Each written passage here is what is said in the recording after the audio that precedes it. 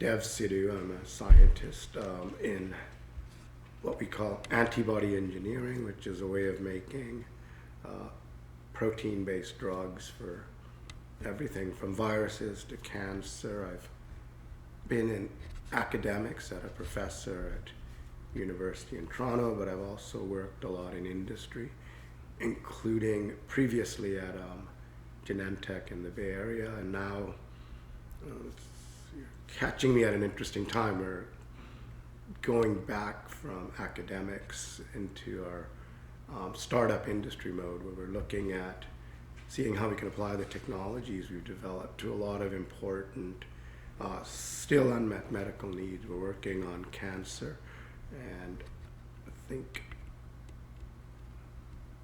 viral diseases. That's how I first met you, Neal, was through COVID, but now we're looking at a lot of virus diseases like RSV, and we're looking at the other big one I consider, which is what we call degenerative diseases, Alzheimer's, muscle decay.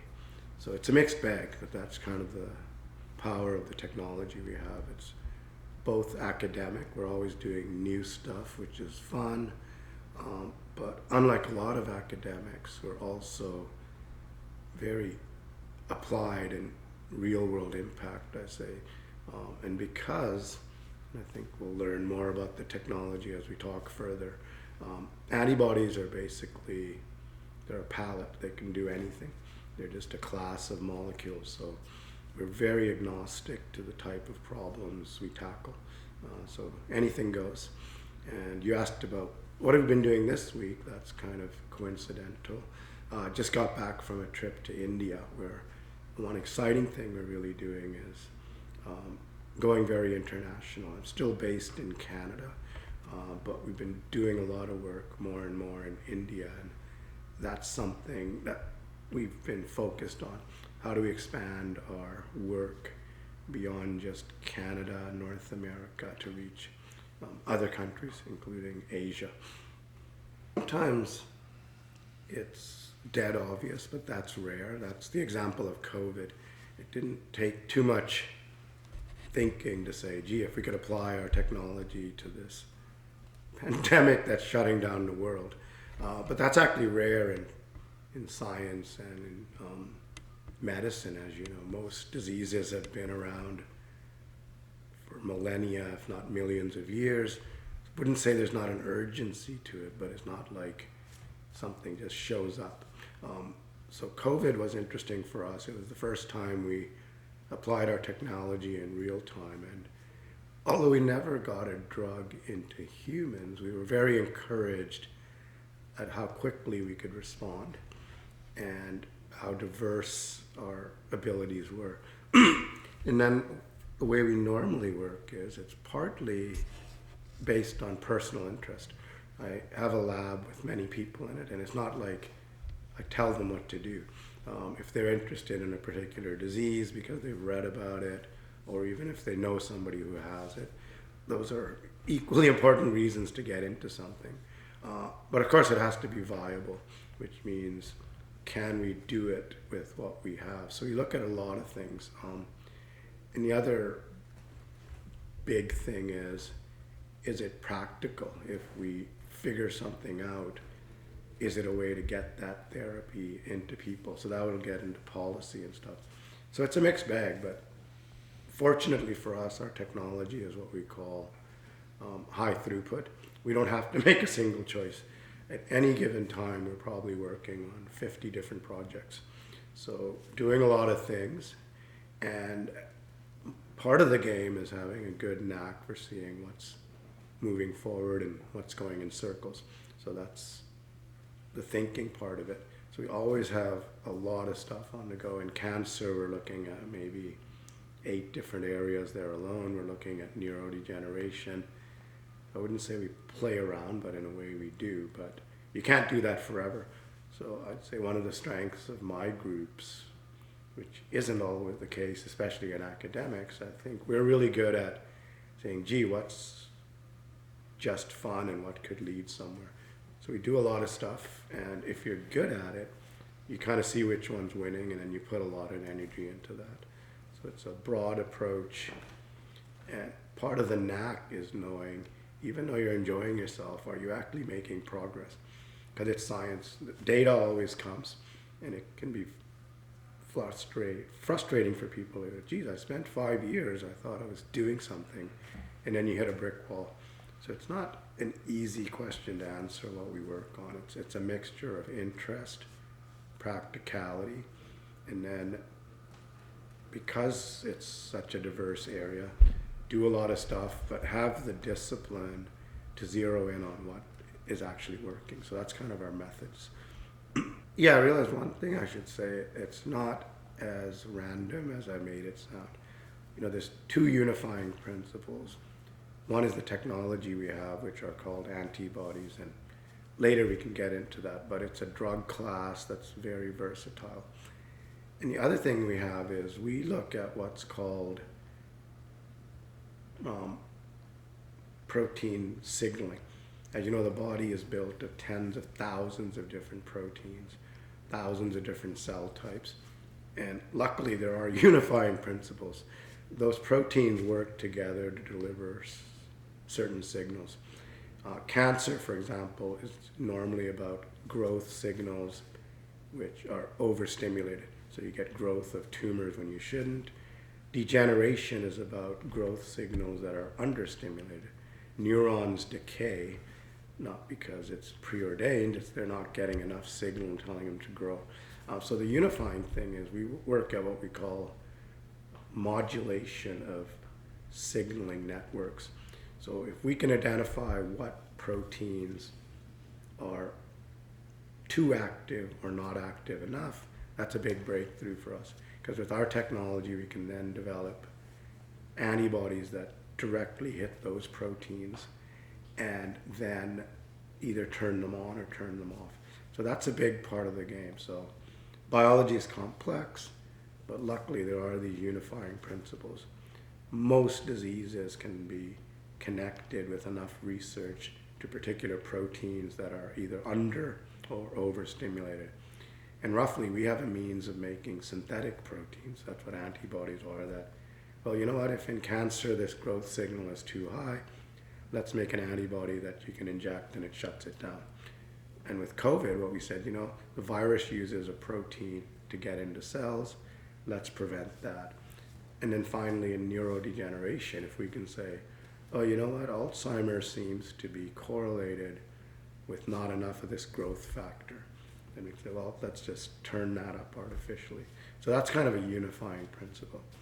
It's complicated and broad, but not infinitely broad. So I'm always confident with a good year's study, anybody can understand what we do. It is a year, so it's not, you're not going to pick it up in a day or so, but it's manageable. And those are the unifying principles that, to me, make it manageable. Because the last thing is, antibodies are not just an abstract concept. They really exist. If you want one, you can make kilograms of it, which means you can treat thousands or tens of thousands of people. So at the end of the day, you do get a synthetic protein that then you can make literally tons of as needed, so it becomes a drug. So that's the other thing that differentiates our research from a lot of academics.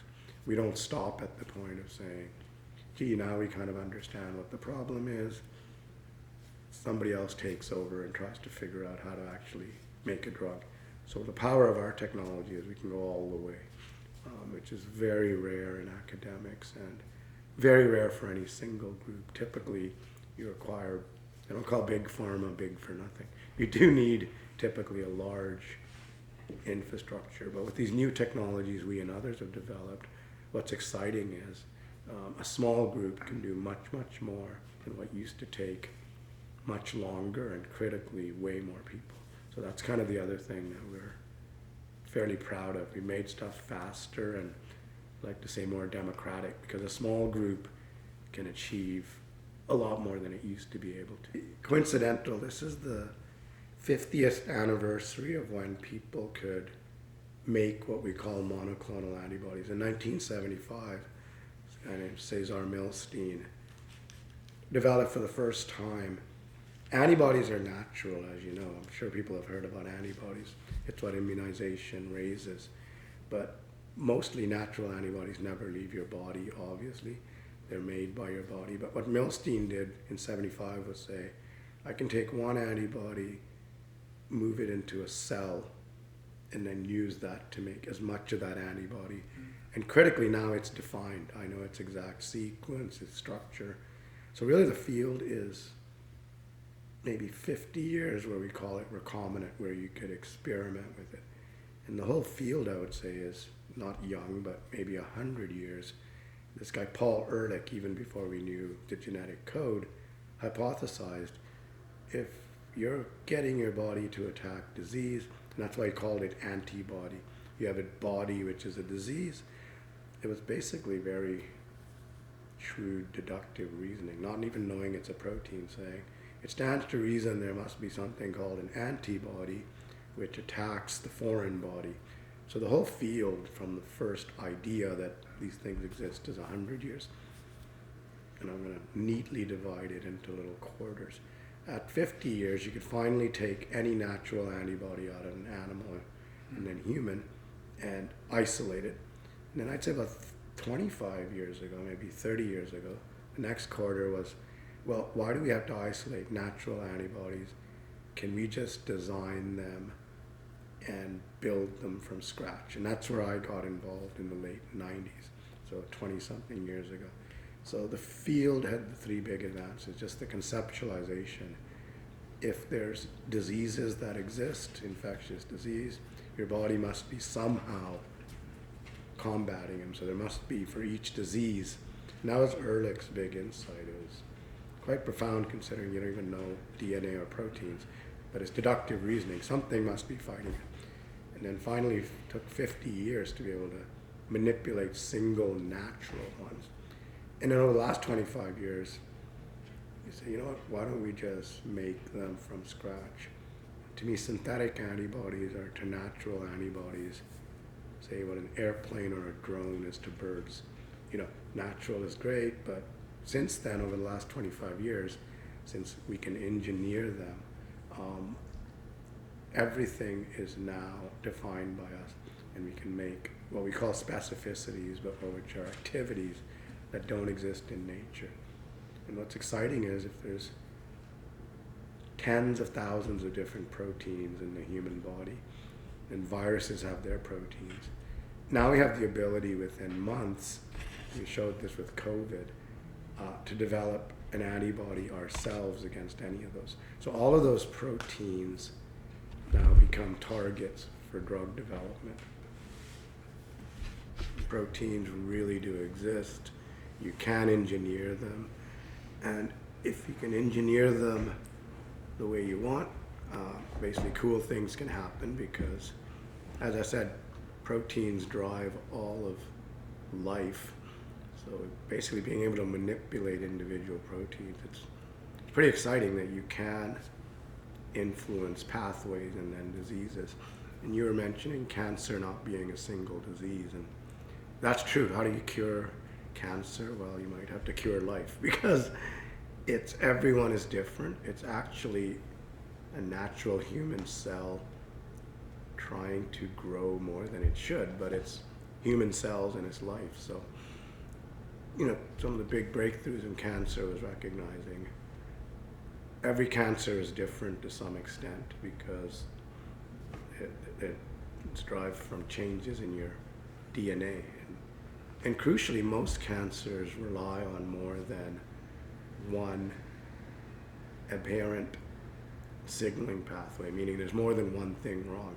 So, you know, the big advances in cancer have come from understanding you're going to have to hit two things or three things. You know, you got to do chemo, which is a drug, then radiation, which is another thing, and maybe you add a small molecule, and now maybe you add an antibody. And kind of our big breakthrough over the last 10 years, and part of this we applied to COVID, but it applies even more to cancer, is, gee, if you have to hit 3 or 4 pathways, wouldn't it be better if you could make one drug that hits them all?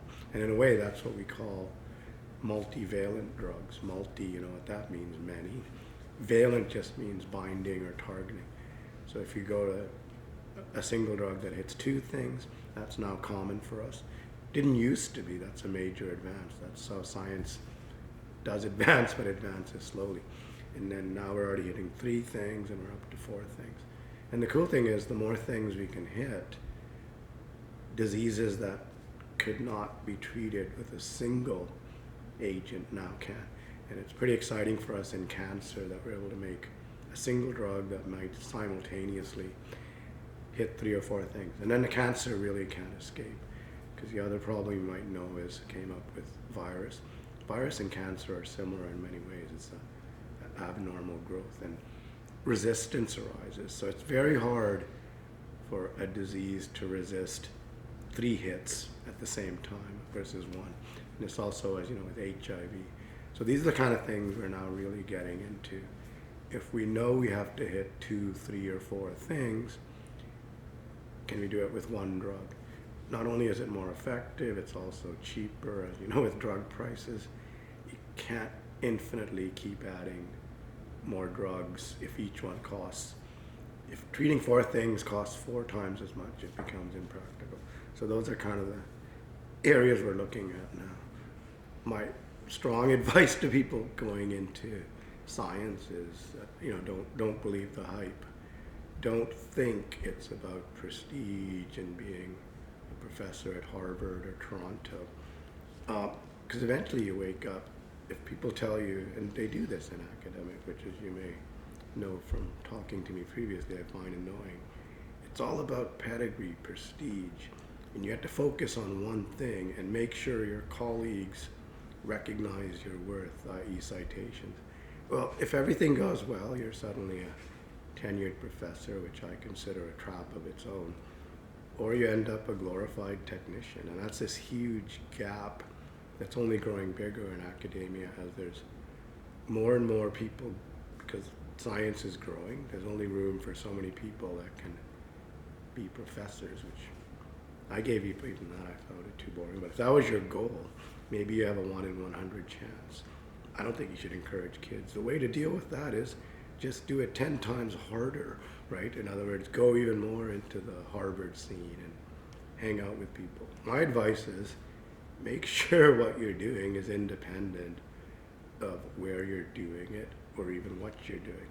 In other words, if you're at Harvard or at your U of T, and if 50% of your prestige comes from just using those words, well, when you go out in the street, suddenly you're just not as hot anymore. If the place you're at is giving you part of your boost, that can go away in a minute. Just ask the current US government and what they're doing. Suddenly, oh, I didn't know. If I'm not at Harvard, I'm just a guy who studies worms. So, make sure you're not reliant on the place. And oddly, that's still kind of anathema. You're supposed to teach kids. Where you go is big time. If you're a Stanford professor, it has a meaning of its own. I'm like, yeah, right. It's an anecdote I always quote from F. Scott Fitzgerald apparently said, "The rich are very different to us." And Hemingway replied, "Yeah, they got more money." And in science, people will say this all the time. The Ivy Leagues are just very different from us. You can just hear Hemingway saying, yeah, they got more money and awards, right? But surprisingly, and this is going to be a long answer because I think it's not as easy a question as you might think. So don't base who you are on where you are. In most fields that's more obvious, but in science it's all, you can even see it when you read about science. It's at Oxford, well that must mean something. Hardy you're like, but not really if you're not. And the other one is obviously, don't do stuff that narrows your ability to do other stuff. Again, in science, the common thing now is it's so complicated. The only way to succeed is become more and more specialized. It's just common sense, but common sense isn't always the best sense because, yeah, congratulations, you will not fail, but you also will become a niche. And if your entire career depends on where you are and what little thing you do, if either of those goes out of fashion, you're gone because you can't adopt. I can only work at a school that's U of T level or higher. I just can't function in a school. Well, you know what? It's going to be hard if you suddenly have to hit the streets. Or I'm such an expert in this area. What if that area goes obsolete due to AI or something? And suddenly you're the biggest expert at one place, and if you're not doing that one thing at that one place, you have no ability, right? I don't think it's typical, but it should be. I didn't go into science. I went into, I want to understand natural phenomena in biology and influence them. And by the way, I didn't even start doing that till I was post-undergrad. I worked at a farm. So I never did lab work until I was 22, which most people these days start earlier, which can be good, but I think if you never worked on a farm or landscaping, you just don't know what it is to make something that, yep, that works, or lumber, right? So I had that big advantage. So until I was 22, I was smart. That's just a fact. I was the top student in my university. But in the summers when everybody did internships and labs, I worked on the farm. So got a bit later start. Then from 90 when I was 22. This is in British Columbia. Yeah. And then from 1990 when I started my PhD, I did all lab work. But crucially, that's becomes a trap for a lot of people. They do bachelor's, they do PhD, then they do postdoctoral, then they get assistant professor, then they get full professor. I realized in academics you can go all the way to the age of 65 and never actually worked in the real world. So I was lucky when I finished my PhD in 96. I didn't do a postdoctoral, which is training after the PhD, in a university. I went to Genentech, which is a big pioneering biotech company in the Bay Area. So I was only in academics, I would say. So how did you, you can tell me what your PhD was on, but how did you end up going to Genentech? I mean, did you have a certain kind of focus that was? It was protein engineering. Again, for me, that was already what I would say practical. Engineering protein. So you actually, and that's actually more practical than most science and biology. So we were always, antibody is one type of protein. So in Canada, I was saying, how can you make proteins, including antibodies, that you engineer them and they impact biology? So there's people who like to know how things work. We do that, but then we like to disrupt them. But my advantage was I was only in hardcore academia for like my PhD, which was 5 years. Then I got a big break because I was doing more cutting edge research than academia. Genentech was like the holy grail. Everybody wanted to be there. So no compromise on what I call it prestige. But luckily it was a company. So they're like, oh, I know how this works. You can have all the fun you want, but you better make something that works. And then the postdoc went well, so they even got a job there. So I had these breaks. I was never stuck in academics so long that you drink the Kool-Aid and can't get back up. It's a cult, but if you can get out of it for a while, you need academics. You can't not train people. But my strong view has always been, gee, why do you have to be in academics from the age of 18 to 68, right? Take a break. See if what you do applies, especially these days. So then I was at Genentech from 96 to 2008, and that kind of cleared my head. Come back with something that's unteachable but learnable. Because if you're in a company, you learn what makes value, how do you build something other people will use. See, that's not something you learn in academics. Your job in academics is not to suddenly make something that other people use. But as you know, in industry, that's pretty much, you can have fun, but somebody better be able to use something. Yeah, So I'm proud of that because it was the best place in protein engineering, period. These are the guys who made recombinant insulin, recombinant growth hormone, which means purely made outside of tissues. They made antibodies. So I'd be happy enough if I could be kind of a foot soldier there. But I brought something very important. I standardized the synthetic antibody technology at Genentech. So suddenly we could make stuff that didn't rely at all on natural proteins. Because recombinant insulin was even made by Genentech, by the way, and then sold to Lilly. But those are all natural proteins that you make recombinantly, which means outside in a bacteria. The next step we did was, why do we need any natural source? Let's make completely derived by us protein. So that was my big contribution along with others. And we did that from the late 90s through the early 2000s. Kind of excel at is a start to finish approach. In other words, our papers they're not that typical. I'm proud of it, in that it's not a deep dive in only one thing. If you look at enough of my papers, there's a theme. We may start from nothing except, hey, here's a protein we think is involved in this disease. Then part of it is we actually have to come up with the antibodies that target that protein. And that alone is far from trivial, involves a lot of people. And then we go beyond that, we have to test those antibodies in cells. That's a whole other discipline. We have to involve other people. And more we're even saying, we're going to move into animal models, which is a whole other group. Our reward, or then we may do what we call structure analysis. You basically get the molecular structure of the antibody. That's a whole other field. So each of those is a field in its own right. And you have to be able to do all of those if you want to do what we do, is develop a drug-grade antibody that works in living animals. So it's just necessary. Some people only do cell biology, so for better or for worse, they're more focused. Some people only do what we call structural biology, figuring out structures of things. Some people only do animal stuff. And some people only do theoreticals. So we do all of it. And one of our papers may end up having taken 5 years and involved 4 collaborators, and each group has 3 or 4 people. It's not hard to add up a lot.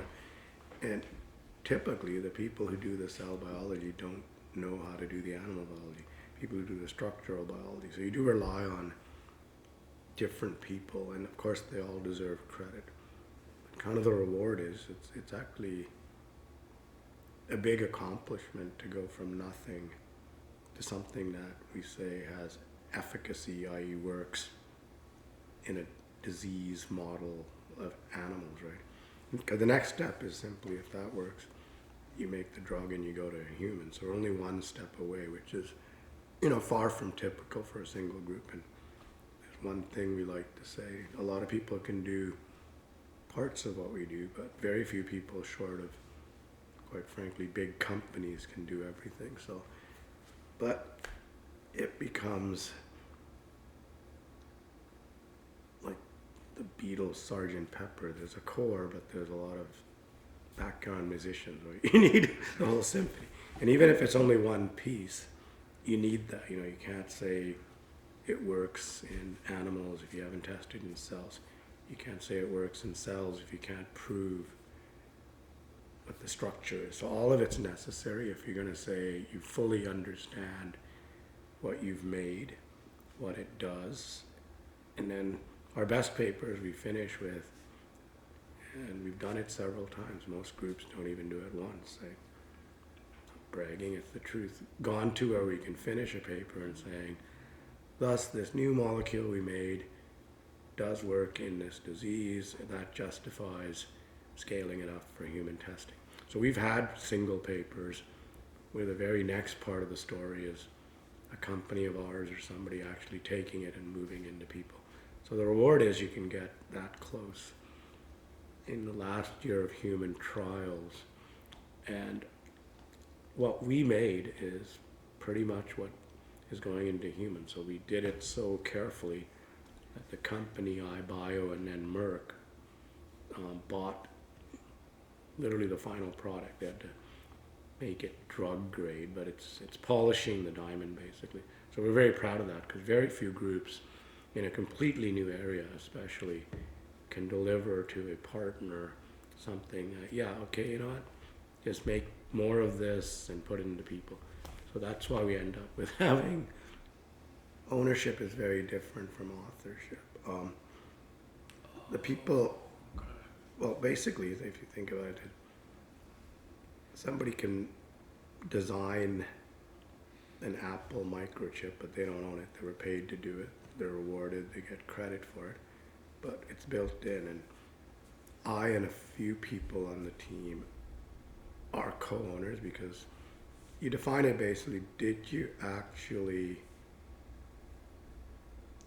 do the analogy with the Beatles is not out of line because the album has many people on it. Well, Lennon and McCartney have the biggest ownership, but they're literally the authors. Then Harrison and Ringo get the next level because they did the performance and create. Then there's the session players, then the engineers, but the ownership amounts to a small group within that, and it varies project by project. Some of my core team that you'll meet, they are actually co-owners, and they've also worked with me now for more than a decade. So you earn ownership by not just doing, but creating. In other words, did you actually contribute to the creation? You know, not just making the record, but thinking of the words. So it's not that out of line an analogy. You know. So that's I good. like music and art as well. It's always fascinating how probably 90% of a great album is probably done in a week. But it's not a great album. It's the 10% where you got to get the producers in, do the 50 takes, blend it. That 10% is as essential as, the Stones were masters of it. They could whip most of it out in a. But yeah, now we got to remaster. And science is similar. It's not science till you do the 10 or 20%. It takes as much time as the fun part, but it's just checking every word you put, guaranteeing the figures are right. Because the numbers in a scientific paper are not a choice. They have to be perfect. Especially if we think some of our papers are important. You don't want to screw up somebody's science 20 years from now. Because people do look at this. So you, Again, that's the thing. As I was talking about antibodies, there are these shifts. So to recap, 100 years ago, this guy Paul Ehrlich just figured out there must be things called antibodies that can target specific diseases. And people, that was a hypothesis. And then by 75, people had been able to purify individual antibodies with individual functions.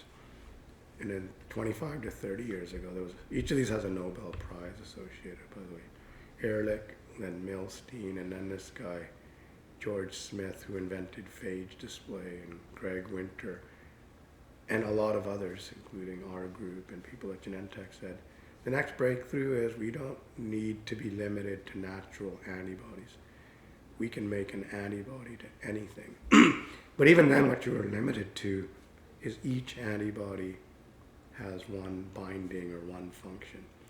This antibody binds a protein called HER2, which is actually the breast cancer target of Herceptin. This antibody binds EGF receptor, which is a relative of HER2 but is involved in lung cancer. This antibody binds VEGF, which is involved in blood vessel growth and is another. So every antibody literally for the next, I'd say from 2000 when the first ones were approved to about 5 years ago, lots of antibodies, but each one hit one thing. So we're excited that what we and a few others are now doing is called multifunctional or multivalent antibodies. Antibodies literally have arms. If I showed you a structure of one, it has 2 arms, each of them binds one thing, but we've gone up to 4 arms or 6 arms. And crucially, we can design those different arms to bind different things. So suddenly what you're dealing with is, if you can't treat this cancer with just hitting HER2, which is what some cancers in breast cancer are resistant to that. Can we hit a second thing? Now we're hitting 2 things. and suddenly that works. Or we hit 3 things. So that's only opened up in the last 5 to 10 years, I'd say. And we got this eye drug in the clinic with Merck that licensed it from us. That has 4 arms that bind 3 different things, and only then does it have the function of correcting this eye defect. So we had to develop a technology that could bring more than one thing together. And what's exciting to us is, if you think about it, if there may be 1,000 proteins that are associated with the disease, if you hit those 1,000 proteins, you may have 1,000 drugs. But if you hit 2 of those in any combination, it's combinatorial, right? It's not 1,000 plus 1,000, it's 1,000 times 1,000. So it seems like a small thing, but if you can say, you know what, now instead of each drug hitting one thing, which de facto for 1,000 targets means 1,000 drugs, in theory, and actually we can build these, if you can hit any combination of 1,000 things, that's 1,000,000 potential drugs. And if you think about, well, we're going to hit 3 things, it's not 3,000, it's 1,000 times 1,000 times 1,000. So the opportunities explode. But of course, that's what I was telling you. Suddenly we can make millions of potential drugs, not thousands. Well, that's nice to be able to do, but how do you test those? So that's what we're challenged with now. And of course, most of those combos will be meaningless. But the big trick is, if I can magically figure out HER2 kind of works, we combine it with 50 other things, but it's this other one that really enhances the activity of hitting HER2. Suddenly cancers that resisted HER2 respond to something that hits HER2, and call it PD-L1, which actually does exist. So we have the ability now to rapidly test thousands or hundreds of combos. We don't want to have to test 1,000. I hope we're smart enough to just rationally say, yeah, most of these combos won't work, but we get it down to maybe 50. But that's a huge advance. Like I said, up till now, it's been an accomplishment, but all of pharma and academic researchers have moved about 100 antibodies into humans in 25 years. Major accomplishment, that's 100 new drugs. But if you think about it, it's still everybody working in competition or together in 2 decades. We are hitting things that were never hit. So now we're saying, you know what? Could a single group duplicate all of that maybe in 5 years? Well, we can make the binders, but now it becomes, are you smart enough to find the right arms to add to something? Again, I'll make the musical analogy. Once you got the basics of the tune, say, hey, should we add a tuba here or a trumpet? Most of it's going to suck. You don't just say, but something's going to make it go from a nice little demo to a classic, right? So